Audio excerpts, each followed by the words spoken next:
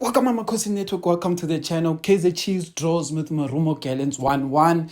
It is a draw that has convinced me that we won't make the Confederation Cup. I'm gonna talk about the game and what I saw about in the game, but I don't like a lot of the things that I saw in this game. The first half, I gave it a chance. When I say I gave it a chance, I was like, we didn't play great, but the team structure was good, meaning that the Marumo Gallants had chances, but it was only like half chances. It wasn't like clear cut chances. It was like half chances with good shots, and they had to make rushed shots, but they were shooting well, Marumo Gallants. But luckily for us, it didn't go in. Same like the goal that they scored. The goal that they scored from Clifford was a good. It was a good goal. I won't lie, good goal, but it was a half chance. There was nothing in that move that was screaming this is gonna be a goal. But Clifford just hit a top quality shot and it went in the back of the net. There's a lot of people I want to blame for that chance. Frosler, if you're going like if someone is going to come inside, don't give them the chance to shoot. Force them to pass. Don't give them the chance to shoot. And also Kwinika, when Frosler has failed to stop this guy, you are the next person. Who are you waiting for there in the box? Because you are the next person who must get as tight to this person as possible. But Kwinika was ball watching, but anyway. But before I get into that, please like, comment, and subscribe. We started with so many defenders in this game. We had like 5 defenders plus some twice, like 6 defenders. It was not great watching it. In terms of attack, there was nothing really happening in our attack in terms of what we were doing. But one thing I will say is that it was cancelling out whatever Marumo Gallants was doing. So it was like our technical team prepared specifically for Marumo Gallants.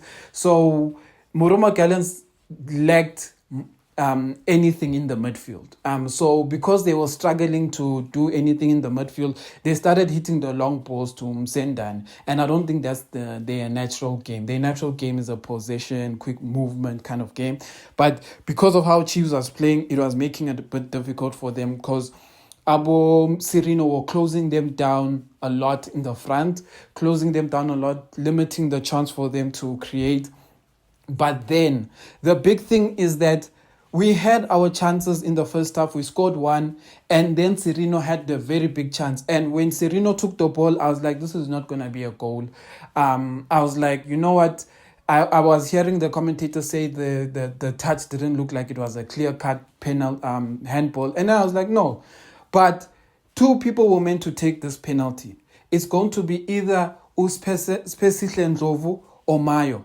Don't give it to Serino. I hate this thing of giving big-headed players responsibility in a game.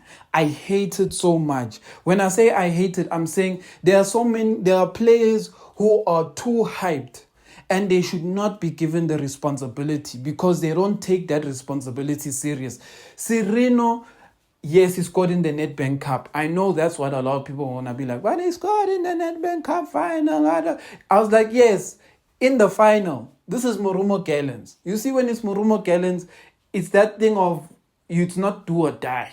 And that's why for us, it was a do or die game. But for Serino, I'm sure in his mind, it's like, even if I miss, we can still win this game or nothing will really happen.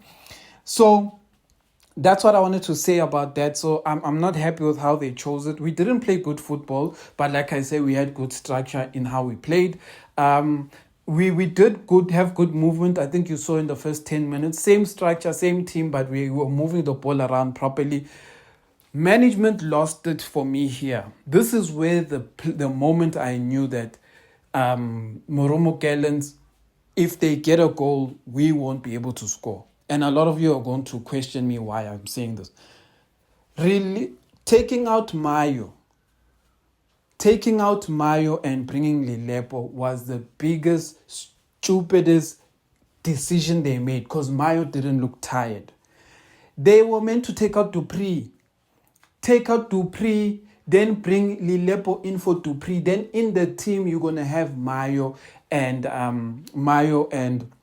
Lilepo. Because For all the runs that Lilepo did, no one was supporting him.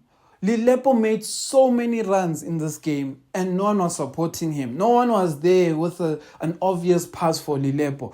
Frosler, when he would make those runs, he would get to the box and it would just be Lilepo. And he would delay, trying to find this person. And this is why I was saying, Guti, a lot of people were complaining that Maya was not having a good game. And I'm like, Buffett, Mayo is new to this team. He doesn't understand what we're playing. And on top of that, we don't even understand what we're playing. So if Mayo is confused with what his teammates are doing, and his teammates are also confused with what they're doing, because now we're playing a very different setup, then you can't expect Mayo to come into this game and know how the team is meant to be playing. So my biggest blunder in this game was the team taking out Mayo.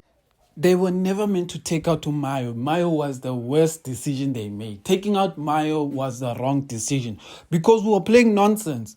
This game didn't need someone. We weren't playing a gameplay that made sense. Nothing about this game made sense. So you just needed a player who can make them a goal scorer. You just needed a goal scorer on the pitch.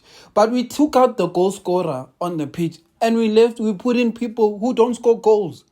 And that's the thing that frustrates me so much. And it's, if there's one thing that I'm going to sit here today and say, if they fire these guys, I won't really complain as well. Because that is the one thing I wish they put in their heads, is that how can you take out the one goal scorer? Then you go and put in people who can't score. Even worse, rather bring that Silva guy, put him on the field. Maybe something will happen. He showed that he scored goals. But that was the game we were playing. It was scrappy. And we needed scrappy goals. But no, our management is our technical team, I don't know, they were getting a big head because they were winning, and it seemed like Marumo Gallants was really struggling because Marumo Gallants was struggling to create chances. Yes, they had one or two chances, but it wasn't clear-cut chances. It was like half chances, and a lot of their chances came off Chiefs' mistakes in the midfield. So we lost this game to a striker who scored a really top quality goal. But that striker's goal was never meant to happen. And on top of that, but I know a lot of people are going to say 1-1 is a fair reflection because a lot of people will say Marumo played better than Chiefs, etc. But I'm like, where did they dominate us? They didn't dominate us. We had some of the better chances than Marumo Gallants. In the second half, Mayo gets the ball, he lays it to Serino. Serino puts it on his weaker foot. We had a penalty. Frosler was cutting the ball back for these guys that were missing. Last minute, Kaizer gets that one chance that he just has to hit on target. That was all that was needed. For him to hit the target, he failed. And what I'm trying to outline here is we had the better chances than Marumo Gallants. Marumo Gallants had half chances and they were shooting from far, which is why Peterson was always shooting from far and shooting at the near post, which is why Peterson was saving their chances easy until Clifford came and he put one in the far post. And then that's where the problem started. So that's what I wanted to say about the game today. I think at this point, I expect Pirates to jump Chiefs. So we're going to continue sliding down the log. But as long as Sundowns does not win the league this season, I honestly don't care. But it seems like where we are going as Chiefs as a football club is down. We are not going to. It doesn't feel, and I know it's still early days, but we are not playing like a team that is going to be competing at the end of the season. We look like a team that is definitely going to be in top 8. We look like a team that can definitely push top 6, top 5, but it doesn't feel like we're going to be in top 2. And that's just because there's a lot that's going wrong for us. And sometimes we find ourselves in situations where you realize, Guti, we really don't have that much options. As much as we were happy that the player personnel is getting better. But when you think about it, when we looked at the bench today and they brought in I think Ngobo is the one player that I enjoyed watching coming off the bench. I think Ngobo needs to find a way into the starting lineup. I don't know how they're gonna put him in there, but he is the one midfielder out of Kele, out of Ndlobu, out of Mtetwa that understands a forward pass. He was even way better than Abo Serino, who were delaying passes. Ngobo was releasing people. Ngobo created the best chances in the few minutes that he had. And it's moments like this where I ask myself, Guti, like, why do we have a technical team that doesn't understand basics? And yeah, you know what, we played terribly. Technical team made bad decisions in the game that I still don't understand the why. The structure looked good, and I was going to give, if they won this game, I was going to give them grace. And my grace that I was going to give them was that it's difficult for people to change tactics or change the style of play so soon after the head coach has gone. So what tends to happen is that the new people who come in, they just try to get the team to a break. So the next FIFA break, they are trying to get as much positive results, which is why you'll see them playing with so many defenders. They'll try to get as much positive results to get to the FIFA break, which is when they start putting in their philosophy a bit more into the team. But it is a very terrible sight when you have 6 defenders on the field, 6 defenders, including Umteto on the field, and you still manage to concede. Because that is just an indication that there's something fundamentally wrong in that system.